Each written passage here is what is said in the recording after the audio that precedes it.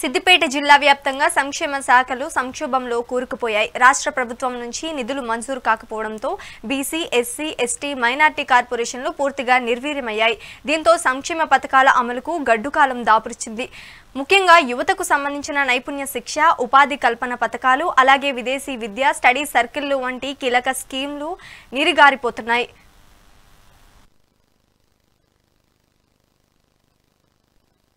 నా పేరు శ్రీనివాసు, సిద్దిపేట జిల్లా రజక సంఘం ప్రెసిడెంట్ని మరియు Siddipet town laundry shop and dry clean shop union ప్రెసిడెంట్ని.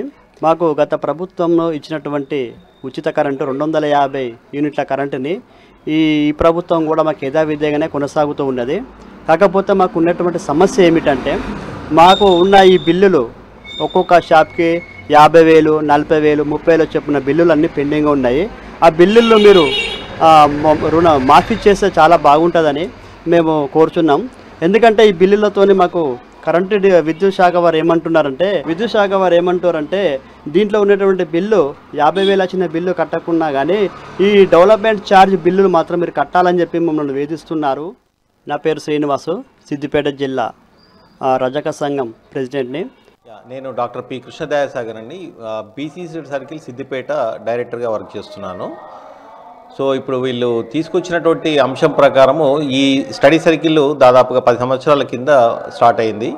So ఇప్పటి వరకు కూడా ఈ స్టడీ సర్కిల్ నుంచి మేము చాలా రకాలైనటువంటి కోచింగ్స్ ఇవ్వడం జరిగింది.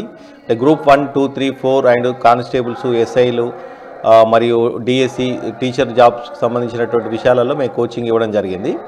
చాలా మట్టుకు చాలామంది సెలెక్ట్ అయ్యారు. చాలామంది కూడా ఇంకా తరపుది పొంది వాళ్ళు వస్తున్నటువంటి జాబ్ల కోసం వెయిట్ చేస్తూ ఉన్నారు.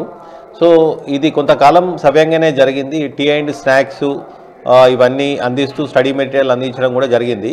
సో ఈ మధ్య కాలంలో ఇప్పుడు రన్ చేస్తున్నటువంటి ఈ ఫౌండేషన్ కోర్సుకు కొన్ని వనరులు తగ్గించడం జరిగింది. అది టీ స్నాక్స్ ఇవ్వడం కానీ, స్టడీ మెటీరియల్స్ ఇవ్వడం కానీ ఇవన్నీ లేవని చెప్పడం జరిగింది.